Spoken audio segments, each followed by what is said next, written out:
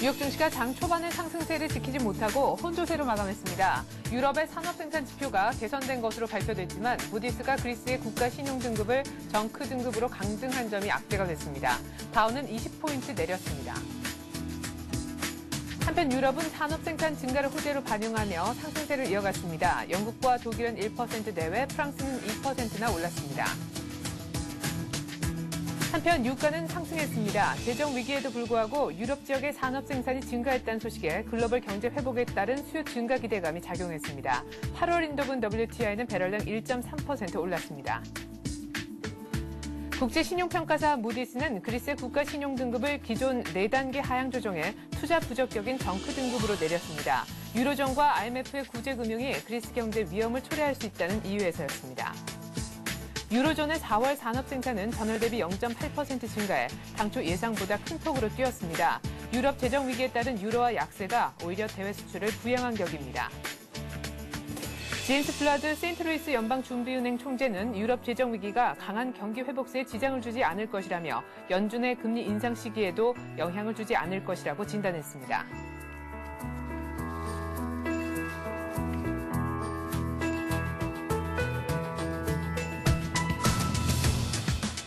안녕하십니까.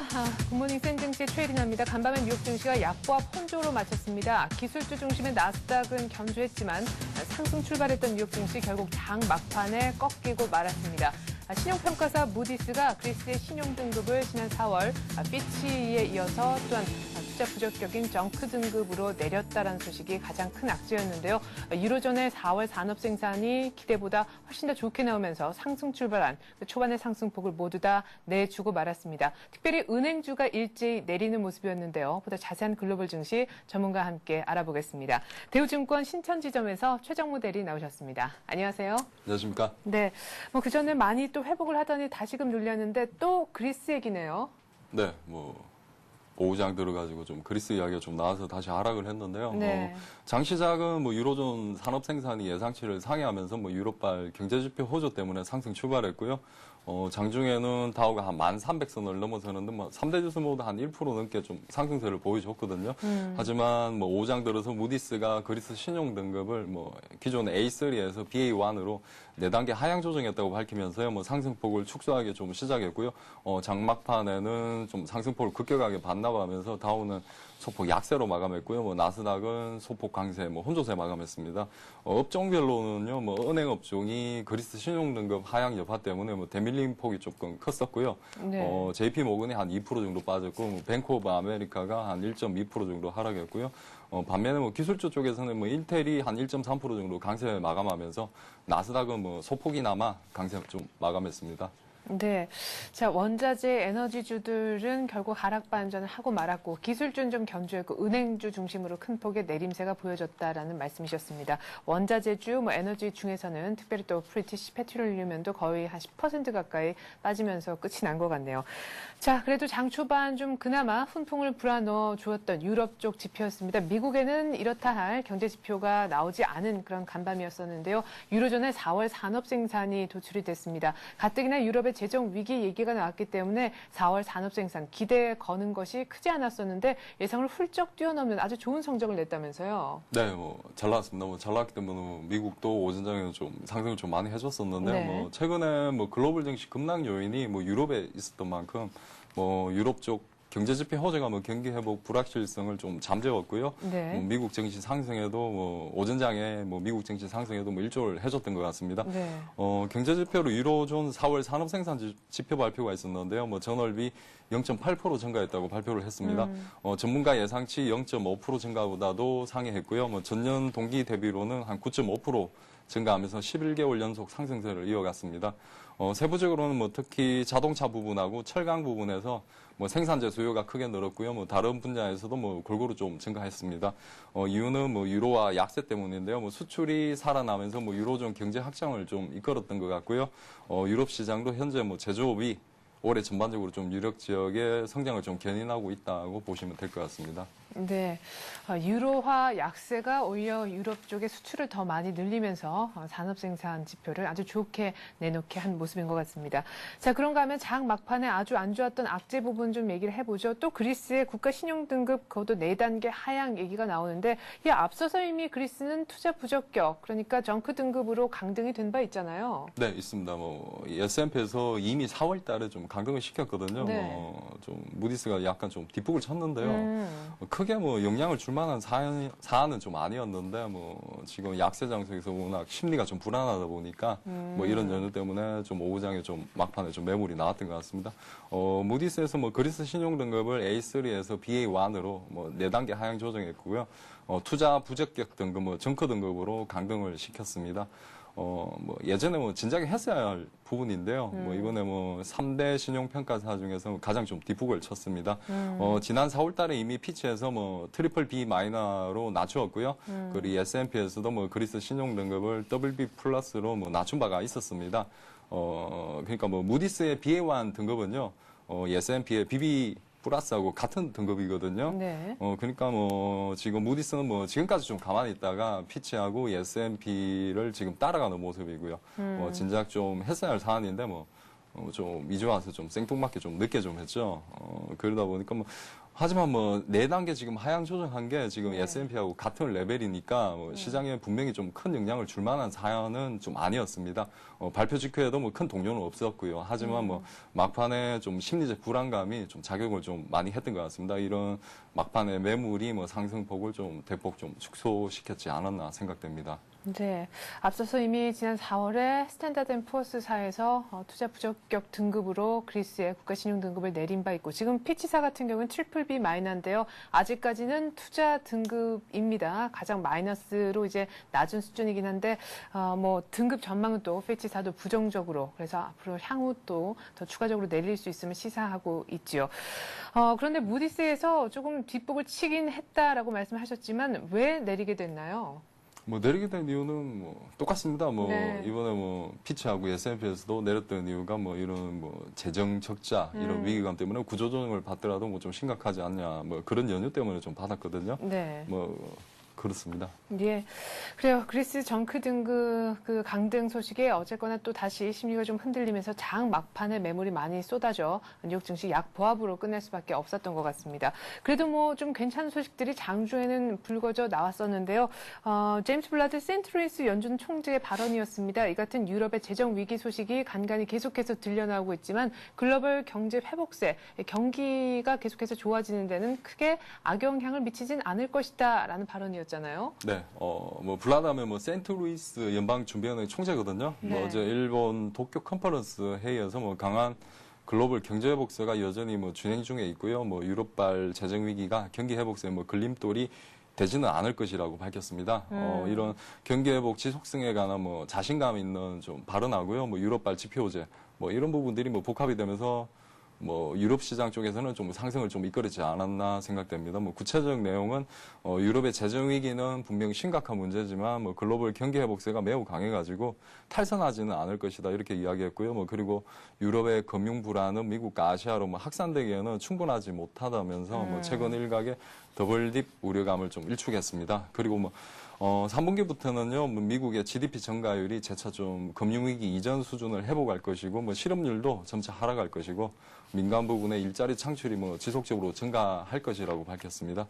한편 뭐 블라드 총재는 뭐 지난 4월 달에 뭐 재할인율 인상이 한번 있었지 않습니까? 네. 미국 쪽에 뭐 0.25%에서 0.75%로 이렇게 재할인율 인상을 했었는데 그때 좀 찬성을 했던 FOMC 위원 중 하나로 좀 약간 매파적 기질을 네. 가지고 있는 분인데 이번 유럽 위기에도 뭐 금리 인상은 미뤄지진 않을 것이라고 밝혔습니다.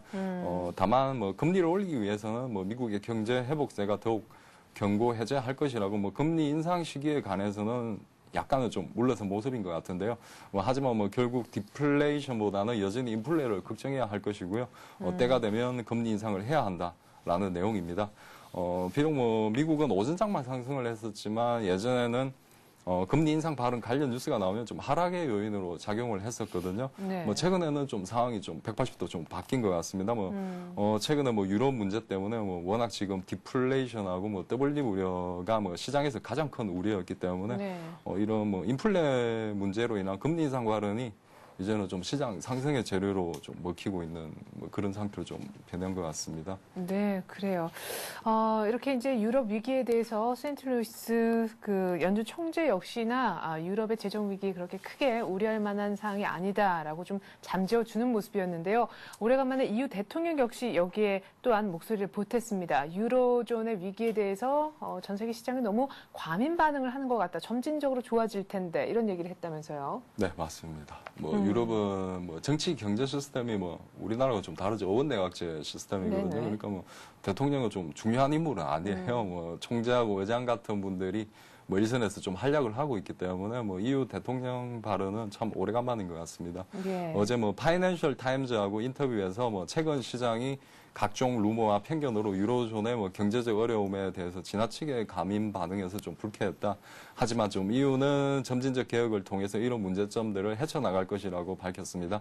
한편 뭐 유로존 출범 이후에 10년 동안은 시장이 좀 유로화에 너무 간대했었던 것도 아니냐 하는 좀 지적을 했거든요. 네. 지난 10년 동안은 뭐 유로화 강세가 일종의 좀 수면제나 마약 역할을 해주면서 유로존 내부적 문제점을 좀 덮어두게 되었고요. 뭐 이런 문제점을 깨닫지 못하게 했는데 최근 1년의 재정위기 사태가 EU 지배구조 약점을 제대로 좀 비춰준 아주 유용한 역할을 했다고 언급했습니다. 네. 그리스에서 출발한 남유럽 위기가 지금 굉장히 좀 대통령께서 뭐 유용한 역할을 했다고 밝혔는데요. 이는 결국에 이런 문제점들이 뭐 지금이라도 조기에 좀 발견돼서 다행이고요. 우리는 개혁을 통해서 뭐 충분히 해결해 나갈 수 있는 능력이 있다라는 표현인 것 같습니다. 구체적 내용은 뭐 EU 경제 성장률을 2배로 늘리고요. 뭐 자본주의를 보호할 수 있는 금융 개혁을 도입하는 것이 뭐 EU의 도전 과제다.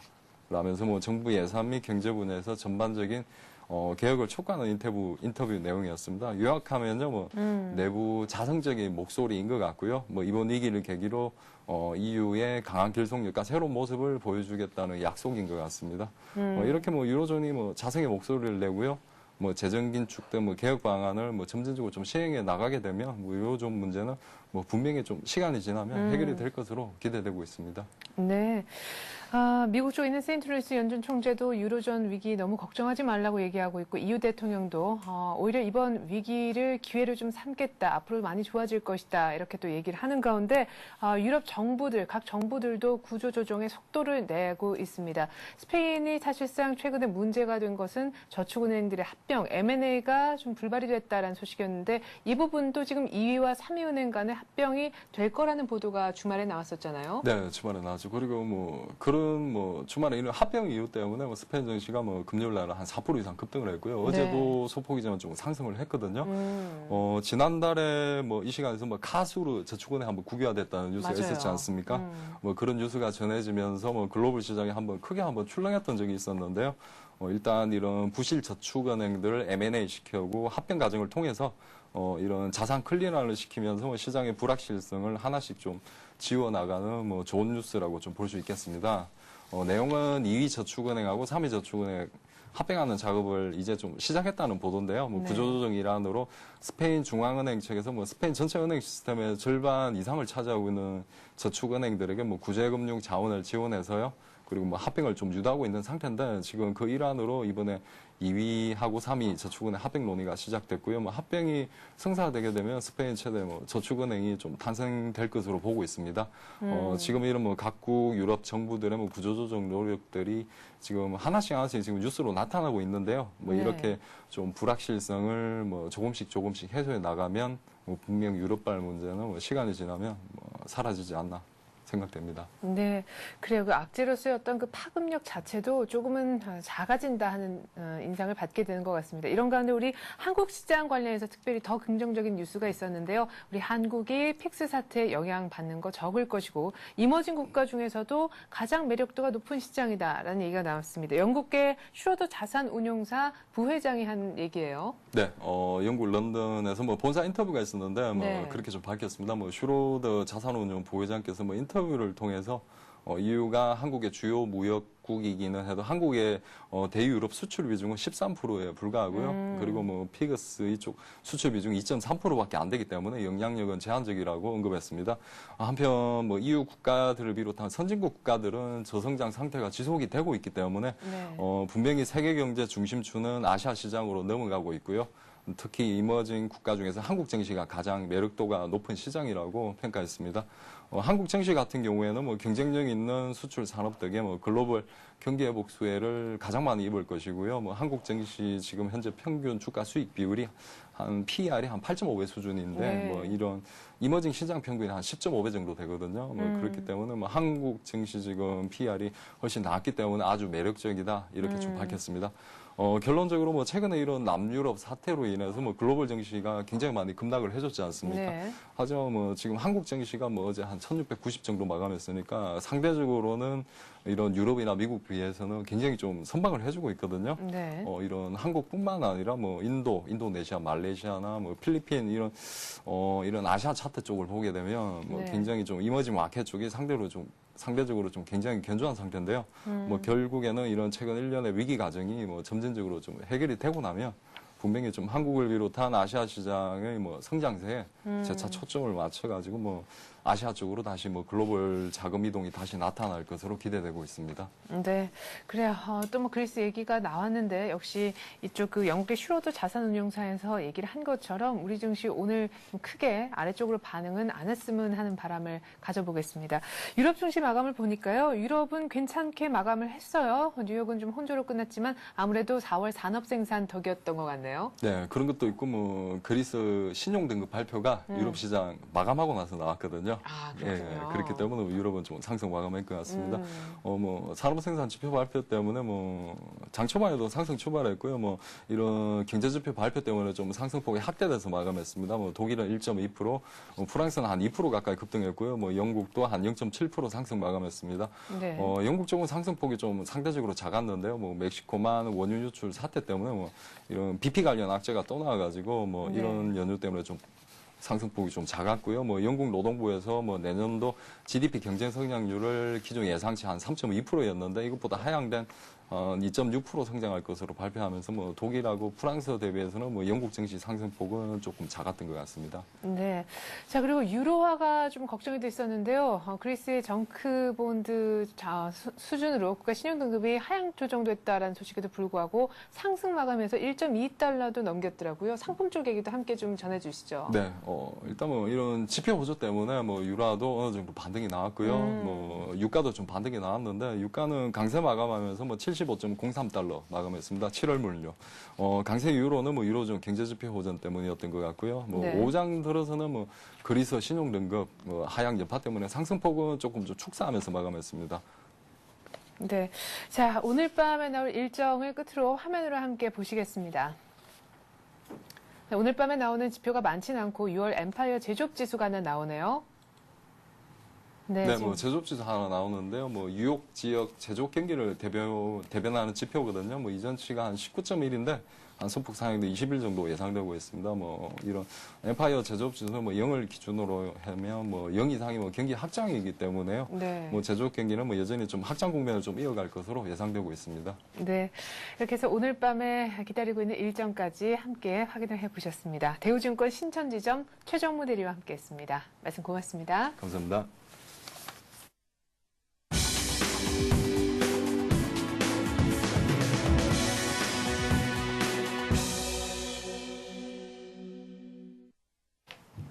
네, 간밤 뉴욕 증시는 그리스의 국가 신용등급 강등 때문에 약보합에 끝이 났습니다. 다우가 한 20포인트가량 내리고 말았는데요. 1690까지 올라온 우리 코스피, 오늘 또 약간의 조정을 받을까요? 우리 장 전망해보는 시간 갖겠습니다. 한국투자증권 잠실 신천지점에서 최철원 대리 나오셨습니다. 안녕하세요. 네, 안녕하십니까.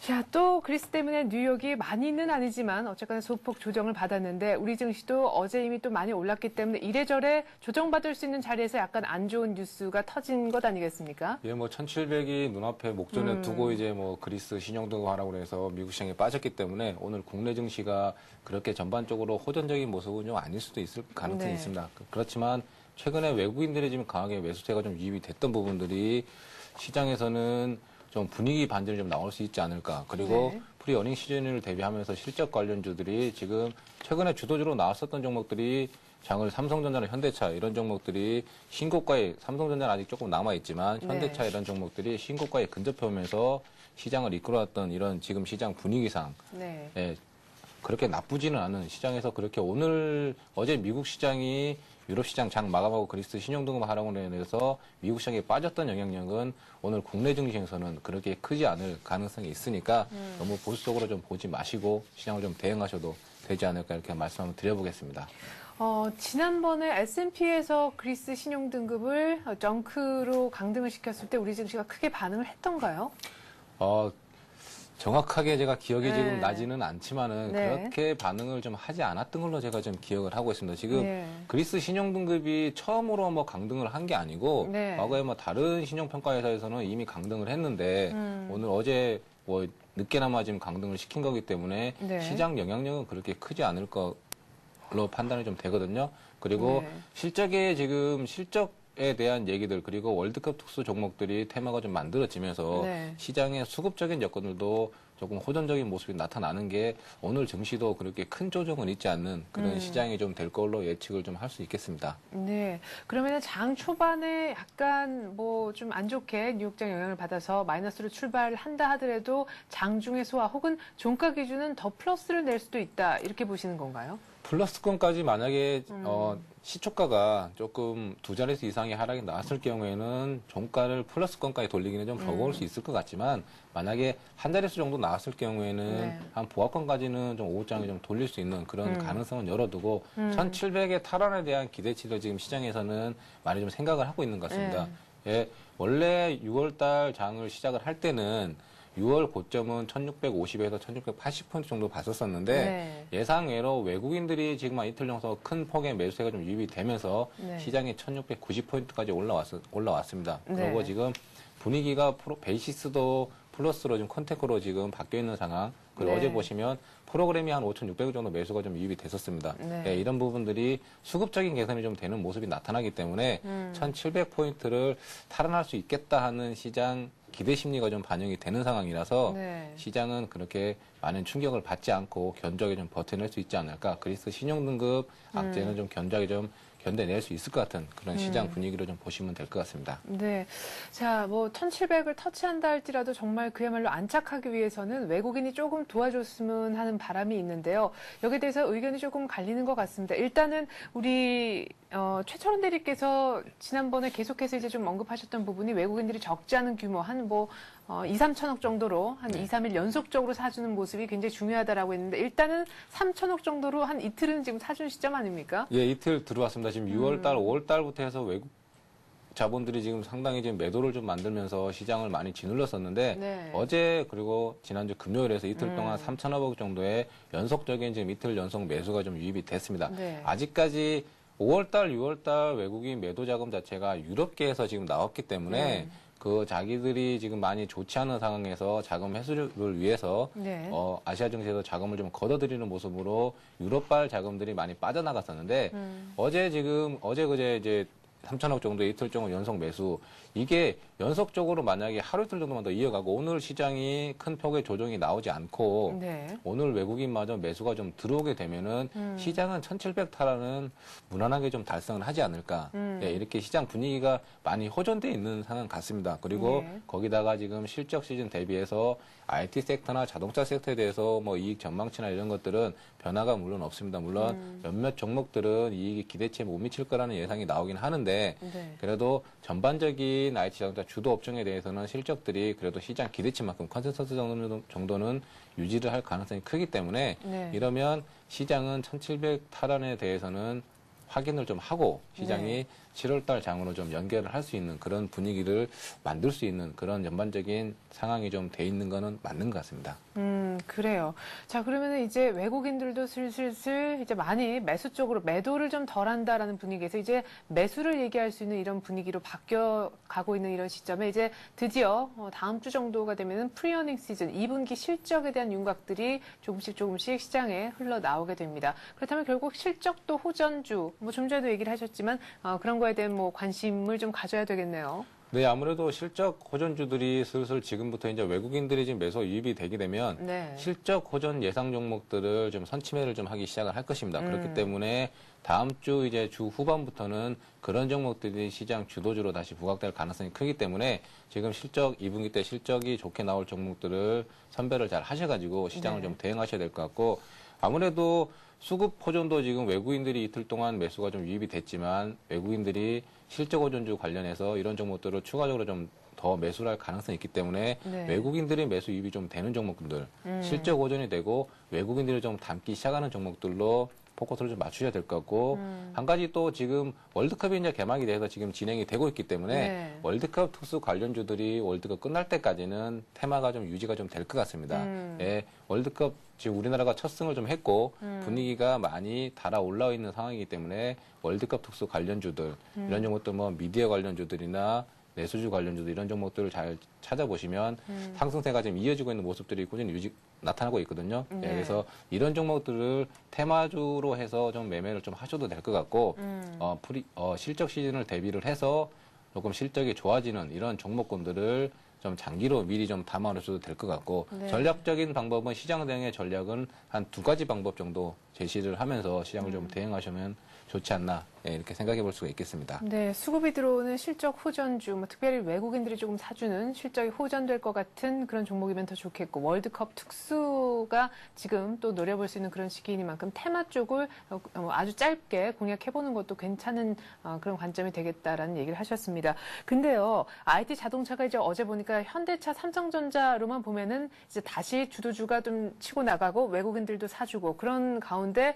낙폭과대 종목들도 나름대로 순환매를 돌아주면서 따라서 이제 지수가 갈 수밖에 없는 그런 분위기인데 낙폭과대 종목 중에서도 건설주는 꾸준하게 지금 반등이 연속적으로 나오고 있어요. 네, 지금 선거가 끝나고 나서 건설주들이 반등이 좀 나오기 시작을 했는데요. 워낙 많이 빠져 있었고 그동안에 낙폭이 대형주들, 대형 건설사 중에서도 뭐 GS건설, 현대건설 이런 것들 보시면은 뭐 한 40% 가까운 낙폭을 좀 나타냈었습니다. 이거에 대해서 지금 올라온 게 최근에 한 5%, 이 정도 지금 반등을 좀 나타냈는데 아직까지 국내 경기에 대한 건설 경기는 아직까지 회복은 좀 미지수고 다만 건설 업종에 대해서 지금 구조조정 얘기들 지금 뭐 퇴출 명단에 지금 시장에서는 얘기가 나오고 있으니까 이런 종목들이 만약에 퇴출을 받게 되면 대형 건설사들이 반사이익을 좀 얻을 가능성 이런 것들이 좀 부각이 되면서 낙폭과대도 같이 포함이 되면서 이렇게 해서 건설주들이 조금 매기가 좀 유입이 좀 되고 있는 부분인데요. 아직까지 미분양이나 이런 것들이 막 확연하게 건설 업황이 회복이 됐다고는 확인이 되지는 않습니다. 그리고 언제 다시 건설업종이 뭐 미분양이 다시 뇌관으로 작용을 해서 건설주에 다시 폭락할 가능성이 있기 때문에 이런 종목군들을 개인들이 좀 대응을 하시기는 쉽지 않은 상황인 것 같거든요. 네. 우리가 지금 바닥에서 한 15% 가까이 올라왔기 때문에 건설주들이 반등을 줬다고는 하지만 이거 바닥에서 정확하게 잡지 못했었던 분들은 그 전부터 막 20%가 넘게 지금 손실을 보고 있다가 지금 올라온 것만 보고 이제 올라오지 않나 하는 기대치를 가질 수는 있겠지만 아직까지는 이렇게 한번 상처가 나서 업황이 좋지 않은 업종들은 조심을 하시면서 대응을 하는 게 지금 상황에서는 맞지 않나. 굳이 뭐 좋은 업종들이 있는데 낙폭과대주를 미리 벌써 들어가셔가지고 올라오기를 기다리시기에는 지금 시장이 포커스 자체가 그렇게 그쪽으로 넘어간 것 같지는 않고 시장의 자금 여건 상황 자체가 여러 가지 섹터를 동시에 올리기에는 좀 부족한 면이 있습니다. 예, 그렇기 때문에 주도주로 부각이 되고 있는 업종에서 매매를 하시는 게 낫지 않나 그렇게 좀 말씀을 드려보겠습니다. 네, 뭐 낙폭과대주 쪽으로 좀 다시 들어간다기보다 오히려 홀딩하고 계신 분들이 이제 마이너스 수익을 좀 플러스 쪽으로 끌어올리는 그 정도 홀딩하시는 분들이 어떤 기분이 좀 좋아지는 그 정도로 낙폭과대주는 바라볼 수밖에 없겠다라는 얘기를 하시는 것 같아요. 그러면은 IT 자동차 뭐 넓게는 화학 이 정도 섹터 내에서 외국인들이 좀 수급이 들어오는 그런 종목에 좀 관심을 가져야겠네요. 네, 아무래도 뭐 개인 투자자분들은 삼성전자를 사시기에는 부담이 되실 테고 예, 현대차 지금 최근에 16만 2천 원까지 어제 종가가 나왔기 때문에 신고가까지 거의 최고가까지 거의 근접해 있는 상황입니다. 그래서 2분기 실적들은 IT 자동차 섹터가 분명히 좋은데 화학 섹터도 분명히 좋은 건 맞거든요. 네. 예, 그렇기 때문에 제가 최근에 수급적인 면에서 약간 풀리고 있는 SK 에너지 종목을 한번 말씀을 드려보겠습니다. 네. 삼성전자나 현대차는 워낙 많이 아시기 때문에 그런 종목들은 굳이 말씀을 안 드려도 되는데 SK 에너지가 어저께 종가가 10만 9천 원이 나왔습니다. 지금 최근에 12만 원대에 있다가 10만 원까지 20% 하락을 했다가 지금 한 절반 정도 되돌림. 네네. 10만 9천 원 지금 종가가 나왔는데요. 네. 이게 6월 8일 날 물적 분할을 통해서 지금 에너지 쪽이나 화학 쪽이라 지금 분리를 하기로 돼 네, 있거든요. 맞아요. 예, 그래서 이런 것들이 지금 물적 분할이 되고 나면 지주사로 지금 전환이 되는 예정이 좀 돼 있고요. 그리고 2분기 실적 자체가 한 3,800억 원. 전년 동기 대비 따져보면은 한 115% 정도의 증가폭이 나옵니다. 지금 2배 가까운 증가폭이 나오는데 네. 거기다가 지금 물적 분할을 통해서 신성장 산업으로의 사업 경영 방침 자체를 신속하게 좀 대응을 할 수 있는 그런 부분들도 있고 네. 지금 이렇게 물적 분할을 통해서 SK 에너지 그리고 외국인 쪽에서 매수 유입 그리고 기관 쪽도 같이 사주는 쌍끌이 지금 매수가 좀 유입이 좀 됐습니다. 한 2, 3일 정도. 네. 예, 그래서 예. 낙폭 대비해서 한 절반 정도 되돌림인데 지수는 거의 다 회복을 했단 말입니다. 지금 예. 1690포인트까지 왔기 때문에 지수는 거의 다 회복을 했는데 업황 좋지 낙폭을 좀 줄였던 부분들은 되돌림은 50%밖에 지금 안 됐기 때문에 아직까지 추가적인 상승 여력은 있을 거라고 제가 판단을 해서 어제 종가 한 10만 9천 원 정도만 매수해 보시고 매물대가 유지하고 있는 11만 9천 원 정도가 매물대가 좀 많이 있습니다. 그렇기 때문에 목표가를 한 11만 8천 원 좀 말씀을 드리고 심리적으로 10만 원이 깨졌을 경우에는 그래요. 예, 다시 약간의 좀 수급이 꼬일 수가 있기 때문에 손절가는 한 10만 원 정도 말씀을 드려보겠습니다. 네. SK에너지 10만 원을 또 깨겠느냐 이런 생각을 하시는 것 같고 10만 9천 원까지 한번 시장 대비해서 조금 덜 오른 것 같다라는 예상을 하시는 것 같습니다. 그러면요. 지난주까지 연속해서 말씀해 주셨던 LG 디스플레이에 대한 의견 한 말씀 하셔야 될 것 같습니다. 4만 원이 굉장히 손절가로 잡아주셨는데 사실은 위태로웠어요. 네, 그렇기는 네. 지금 제가 월드컵 특수에서 LED TV 이런 디스플레이 쪽의 업황이 상당히 좋을 거라고 제가 LG 디스플레이를 한 이 정도 제가 가져갔었는데 네. 시장에서 아직까지 IT 섹터가 업황이 좋고 실적이 좋다고 얘기를 하는데 삼성전자는 많이 올라오는데 다른 섹터들 보시면 LG전자, LG 디스플레이, 하이닉스 이런 것들이 제자리에서 저는 올라가지를 못하고 있는 그 네네네. 상황인 것 같습니다. 지금 그래서 업종 대표주 1등 종목들만 좀 가고 아까 제가 말씀드렸는데 시장에 자금이 그렇게 넉넉하지가 않은 상황이 있기 네. 때문에 다른 종목까지 번지지 못하고 있는 좀 상황이 나오는 것 같아서 가격적인 메리트가 조금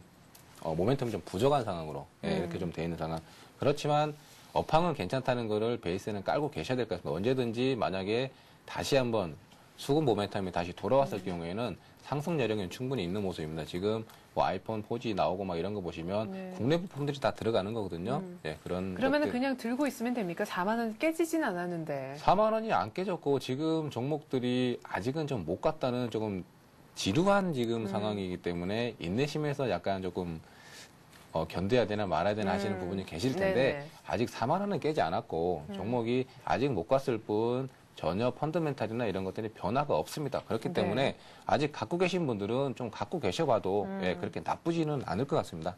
네, 이렇게 해서 LG 디스플레이에 대한 의견까지 SK에너지와 더불어 들어봤습니다. 한국투자증권 잠실 신천지점 최철원 대리와 함께했습니다. 고맙습니다. 네, 감사합니다.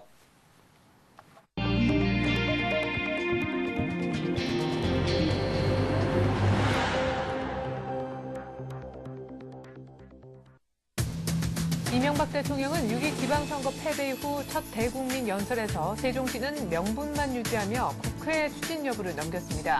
또 4대강 사업에 대해서는 대국민 토론회 등을 통해 반대 여론을 설득해 나가며 계속해서 추진해 나가겠다는 의지를 보였습니다. 갈수록 침체되고 있는 주택거래와 건설산업 위기 상황을 해소하기 위해서는 부동산 대출 규제 완화가 시급한 것으로 지적이 됐습니다. 서울경제신문이 관련 공무원과 전문가 100명을 대상으로 한 긴급 설문조사를 실시했는데요. 그 결과 자세하게 들여다보겠습니다.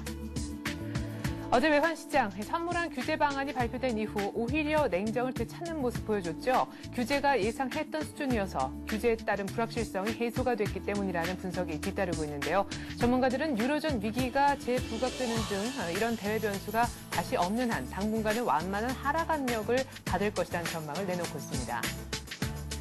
한국시설안전공단이 기관장 평가에 있어 최하등급을 기록해 정부로부터 해임 건의 판정을 받았습니다. 이를 포함해 총 4개 기관장이 해임 건의를 받긴 했지만 2년 연속 경고를 받은 3개 기관장은 이미 물러난 상황이어서 현직을 떠나는 기관장은 시설안전공단 한 곳으로 정해졌습니다. 삼성생명이 조직을 젊게 개편하기 위해 중간 간부급 등 일부 직원을 대상으로 희망퇴직을 실시합니다. 아울러 은행권도 경영 효율성과 경쟁력 강화 등을 이유로 인력 감축에 나설 것으로 보여 인력 구조 개편 작업에 금융권 전체로 확산될 조짐이 보여지고 있습니다. 이 같은 내용 바탕으로 해서 이슈는 서울경제신문 경제부에 있는 이상훈 기자와 함께합니다. 안녕하세요. 안녕하십니까. 6.12 지방선거 이후 이명박 대통령이 어제 처음으로 대국민 연설 라디오를 통해서 했습니다. 세종시 수정안 4대강 사업과 관련해서 입장을 보였는데 세종시는 사실상 포기, 그러나 4대강 사업은 계속해서 추진, 이렇게 정리를 해볼 수 있겠더라고요. 예, 그렇습니다. 이명박 대통령이 어제 6.12 지방선거 패배 이후 처음으로 대국민 연설을 가졌습니다. 네. 많은 얘기가 있었지만 결국 많은 국민들의 관심이 세종시와 또 4대강 문제로 어떻게 처리될지 이 부분에 있어서 관심이 모아지고 있는데요. 이 결론부터 말씀을 드리면 세종시는 사실상 포기를 했다고 말씀을 드릴 수 있겠고요. 또 4대강 사업 같은 경우는 계속 추진하겠다 이러한 뜻을 밝혔습니다. 이 대통령은 어제 이 TV와 라디오로 진행된 이 연설에서 이 세종시 수정 논란과 관련해 이제는 좀 국회에서 결정을 해줄 것을 요청한다면서 관련 법안이 이미 3월 달에 제출돼 있으므로 좀 국회가 이번 회기에 좀 표결 처리해서 표결 처리해 주기를 바란다고 밝혔습니다. 다만 이 대통령 같은 경우는 이 세종시 문제에 대해서 좀 정권의 정치적 이해관계를 따지지 않고 또 국가 백년 대계를 생각해서 그리고 또 지역 발전을 위해서 더 좋은 방향으로 이 수정을 추진한 것이다라고 밝혀서 여전히 수정안이 옳다는 의지 자체는 좀 바꾸지는 않았습니다. 하지만 네. 현실적으로 봤을 때 좀 야당이 강하게 반발을 하고 있고요. 또 여당 내에서도 친박 의원들이 좀 반대하고 있다는 점 무엇보다도 이번 이 지방선거에서 충청 지역 당선자들이 모두 다 이 세종시 원안 추진을 강조하고 있다는 점 등을 고려를 해서 결국 좀 현실적인 선택을 한 것이 아닌가. 하지만 자신은 직접적으로 책임을 지지 않겠다라는 점을 또 한 번 밝혔다. 이렇게 좀 내용을 밝힐 수 있겠습니다. 하지만 4대강 사업 같은 경우는 계속적으로 밀어붙일 뜻을 또 강하게 밝혔는데요. 이 정부의 소통과 설득 노력이 부족하다는 지적에 대해서는 겸허히 받아들이겠지만 하지만 4대강 사업은 몇십 년 후가 아니라 당장 몇 년 뒤면은 바로 그 성과를 볼 수 있는 사업이기 때문에 좀 앞으로 지속적으로 추진해 나가겠다. 이러한 뜻을 밝혔습니다. 한마디로 반대 의견을 듣기는 하겠지만 그렇다고 사업을 멈추는 일은 없을 것이다. 이러한 점이 이 대통령의 뜻이라고 말씀드릴 수 있겠습니다. 네, 때문에 이 대통령의 어제 의지를 봤잖아요. 그래서 4대강 테마들도 어제 증시에서 아주 큰 폭으로 오르는 모습 볼 수가 있었습니다. 어쨌거나 이 라디오 연설 관련해서 연설문 준비하면서도 굉장히 고심을 많이 하고 끝까지 수정을 받다. 이런 얘기가 들리는 가운데 4대강 그리고 세종시 얘기뿐만이 아니라 어제 인적 쇄신에 대한 부분도 언급이 됐습니다. 청와대 그리고 내각 시스템을 조금 더 효율적으로 개편을 하겠다 이런 얘기를 했더라고요. 그렇습니다. 어제 연설에서 또 주목할 만한 한 가지 부분이 바로 포인트가 인적 쇄신 부분이라고 할 수 있겠습니다. 말이 좋아서 인적 쇄신이지 한마디로 청와대와 내각 그리고 여당 내 지도층을 모두 다 갈아보자. 네. 이러한 입장이라고 볼 수 있겠는데요. 이러한 같은 의견에 대해서 이명박 대통령은 청와대와 내각 시스템을 좀 더 효율적으로 개편을 하겠다. 또 젊은 세대와 소통을 강화하기 위한 방법도 새롭게 모색해 볼 것이다. 이렇게 밝혔습니다. 한마디로 일정 부분의 개각과 또 인적 개편이 현실화가 될 것이다라는 점을 말한 부분이라고 말씀드릴 수 있겠는데요. 당장 어제 이명박 대통령 연설 직후 이동관 청와대 홍보수석이 이 기자들과 만난 자리에서 청와대 내각 인사 개편과 관련해 젊은 세대 인사를 상당폭 기용하는 방안을 현재 고심을 하고 있다라고 밝혔습니다. 지금까지 청와대 인사 대부분이 50대 후반에서 60대 초반이 사실상의 실권을 장악하고 있었다는 점을 좀 생각을 해보면은 40대 후반과 또 50대 초반으로 이른바 좀 청와대 세대 교체가 이루어지는 것이 아니냐. 현재로서는 이러한 좀 이야기들이 흘러나오고 있고요. 또 여당 내에서도 이 40대 이하 소장파들이 좀 대거 힘을 받는 것이 아니냐. 이러한 시각들도 계속적으로 나오고 있습니다. 사실 이명박 대통령 같은 경우는 평소에 국면 전환용 인적 개편은 하지 않겠다. 이런 인사 철학을 갖고 있지. 한마디로 이 분위기를 모면하기 위해서 사람을 바꾸는 것은 잘 하지 않는 것이 어떻게 보면 이 대통령 인사 스타일이라고 볼 수 있겠지만요. 하지만 그런 이 대통령이 이렇게 청와대와 내각의 시스템과 진용을 바꾸겠다라고 밝힌 것 자체가 대단히 또 의미심장하다. 이렇게 또 이야기를 해볼 수가 있겠고요. 다만 또 인적 개편의 폭과 시기가 언제가 될지 이 부분에 대해서는 조금 더 기다려봐야 되는 것이 아니냐. 이런 이야기들도 하고 있습니다. 현실적으로 현실적으로 7월 재보선 이전에 하는 것은 좀 어렵지 않겠느냐. 네. 결국 8월 달은 가야지 일부 개편과 또 개각이 가능할 수 있다. 이러한 시각들이 이제 계속적으로 나오고 있고요. 또 인적 개편의 폭이 얼마나 될 것이냐. 이 부분에 대해서는 최소한 중폭 이상은 될 것이다.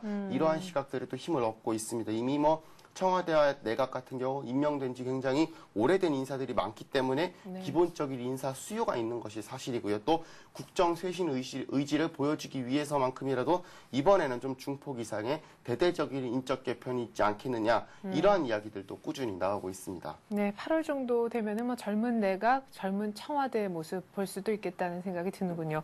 자, 그리고 거듭 침체를 거듭하고 있는 부동산 시장 살리기 위해선 다른 방법보다도 LTV라든가 DTI 같은 부동산 대출 규제를 완화시켜주는 것이 급선무다라는 조사 결과가 나왔습니다. 우리 서울경제신문에서 조사한 것이잖아요. 그렇습니다. 정부가 거듭 부동산 시장 활성화가 필요하다면서 현재 지금 추가 대책을 강구 중인 것으로 알려져 있는데요. 전문가들은 현 상황에서는 좀 침체되고 있는 주택 거래와 또 건설 산업 위기를 해소하기 위해서는 무엇보다도 부동산 대출 규제 완화가 시급하다. 네. 이러한 지적을 내놨습니다. 한마디로 수도권 전역에 적용되고 있는 총부채 상환 비율, 즉 DTI와 이 주택담보인정 비율 LTV에 대한 손질이 필요하다는 지적들이 대부분 제기가 된 것입니다.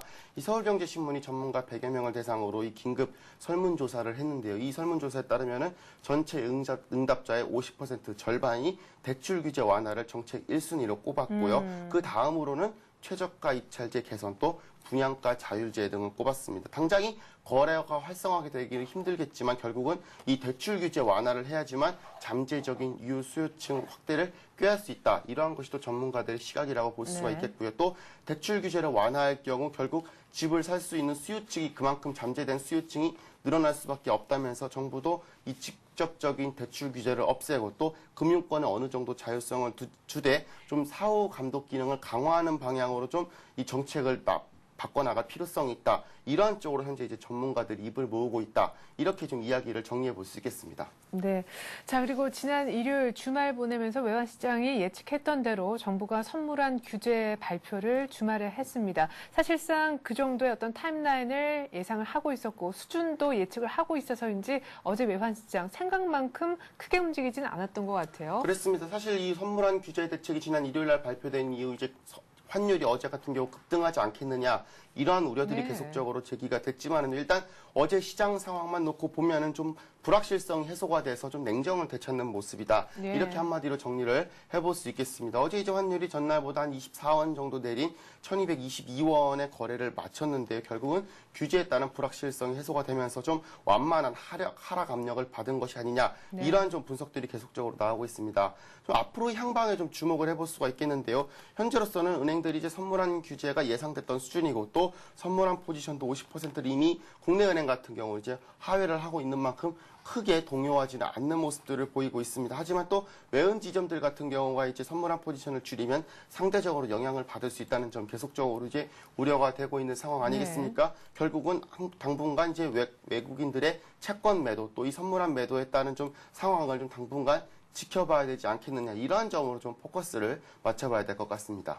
네. 그리고 정부가 어제 공공기관에 대한 평가 결과를 내놓았는데요. 앞서 제가 말씀드렸던 대로 시설안전공단 이사장이 사실상 해임이 됐다라는 소식이 전해지고 있습니다. 이런 가운데 일각에서는 이번 조치가 용두사미로 전락하는 것이 아니냐 이런 우려의 목소리도 제기를 하고 있더라고요. 그렇습니다. 이 뭐 공공기관 특히 이제 공기업에 다니시는 분들은 어제 이 결과에 굉장히 많은 또 촉각을 곤두세웠는데요. 결과적으로는 이제 시설안전공단이 아주 미흡 판정을 받아서 이 기관장이 사실상 해임됐다고 볼 수가 있겠고요. 또 국민체육진흥공단과 석탄공사, 또 국제교류재단이 2년 연속 경고를 받아서 이 기관장이 퇴출되는 명령을 받았습니다. 하지만 이들 3개 기관장 같은 경우는 결과 발표 전에 이미 이제 사의를 표명을 했기 때문에 네. 별도로 기관장의 해임 건의를 받을 것은 없을 것으로 예상이 되고 있습니다. 이러한 것 때문에 결국 이제 경영실적 평가가 당초 기대했던 거와는 좀 다르게 용두사미로 전락하는 게 아니냐. 이전부터도 계속적으로 이런 우려가 제기가 됐습니다만 결국 네. 현실화됐다. 이런 목소리들이 나오고 있습니다. 어떻게 보면 이제 공공기관 또 공공기관장 평가의 가장 강력한 무기가 바로 이 기관장에 대한 해임 건의 조치라고도 볼 수 있겠는데요. 이러한 것이 사실상 물거품으로 돌아갔고요. 또 하나 이제 저희가 살펴볼 수 있는 게 좀 네. 대형 기관, 이른바 공룡기관이라고 불리는 곳들이 아주 좋은 점수를 받고 상대적으로 좀 수익 사업과 거리가 멀고 또 규모가 작은 이 소형 공공기관들이 상대적으로 좀 낮은 점수를 받았습니다. 물론 뭐 큰 기관들이 경영을 잘하고 작은 기관들이 경영을 잘못했다 이렇게 말하면 또 할 말이 없겠지만은요. 예. 현재로서는 결국 이 대형 공공기관들과 또 금융공기업들이 고득점을 싹쓸이하는 것 자체가 좀 평가 절차에 어느 정도 문제가 있는 것이 아니냐 네. 이러한 지적들이 계속 나오고 있습니다. 좀 내년에 이러한 공공기관 평가를 할 때는 이러한 점들마저도 좀 염두에 두고 좀 제도를 좀 개선해야 되지 않느냐 이러한 목소리가 좀 힘을 얻고 있습니다. 네. 자, 삼성생명이요. 부장급 직원 500명 정도를 대상으로 명예퇴직을 실시한다라고 합니다. 인력 감축 과정에서 진통이 불가피할 것 같은데 부장급 500명 정도면 잘 안 빠지는 살을 뺀다 뭐 이렇게도 볼 수 있을 것 같은데요. 그렇습니다. 이 삼성생명이 중간 간부급 일부 직원을 대상으로 희망퇴직을 실시합니다. 한마디로 간접적인 구조조정이라고 말씀을 네네. 드릴 수 있겠습니다. 뭐 이유는 간단합니다. 인사적치를 해소하고요. 또 인력 재배치를 통해서 조직을 젊게 개편한다라는 의도라고 볼 수 있겠는데요. 또 아울러 최근 은행권들 역시도 경영 효율성과 또 경쟁력 강화라는 이유를 들어서 좀 인력 감축에 나설 것으로 보입니다. 한마디로 인력 구조 개편이 금융권 전체로 확산될 움직임을 보이고 있고요. 또 그만큼 뭐 일부분의 진통도 좀 불가피하지 않겠느냐. 현재로서는 이러한 목소리 계속적으로 힘을 얻고 있습니다. 이 삼성생명에 따르면은요, 희망퇴직 신청을 받기로 하고 내부적으로 방향을 정했다라고 밝히면서 구체적인 규모와 또 보상 수준 또 희망퇴직 접수 범위 등은 이제 차츰적으로 정할 것이다. 이렇게 이야기를 밝혔습니다. 희망퇴직 직원들에게는 적정 위로금을 지불을 하고요. 또 재취업 프로그램들을 지원을 하기로 했지만요, 과연 얼마만큼이나 이제 희망퇴직에 이제 응할 것인가 이러한 부분에 있어서는 좀 미지수라고 볼 수 있겠고요. 그만큼 물론 뭐 직접적으로 뭐 파업을 하겠거나 이러한 부분까지는 현재로서는 우려가 되고 있지 네네. 않지만 어쨌든 간에 조직에 있어서는 좀 일정 부분의 동요는 좀 불가피하지 않겠느냐 이러한 전망들이 힘을 얻고 있습니다. 또 은행권 같은 경우 이제 군살빼기 뭐 지속적으로 나서고 있지만 최근 들어서 더욱더 힘을 받는 모습일 수 있겠는데요.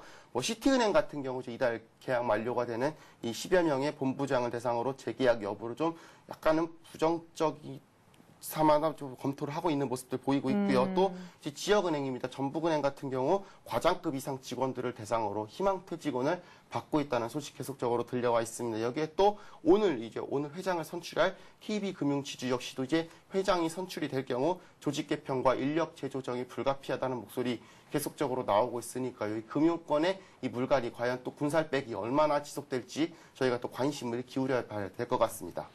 네, 이렇게 해서 오늘 이슈는요. 서울현대신문 이상훈 기자와 함께했습니다. 이 기자 수고 많았습니다. 고맙습니다.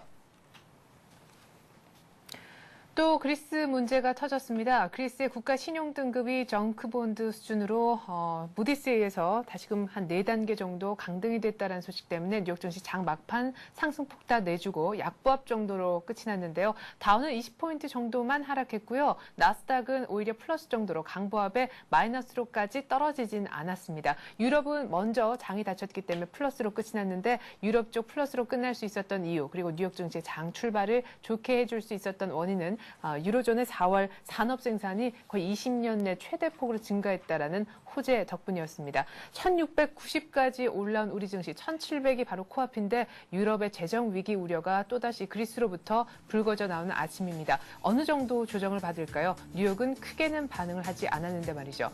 자세한 우리 장 얘기는 출발 센 증시를 통해 해드리겠습니다. 고맙습니다.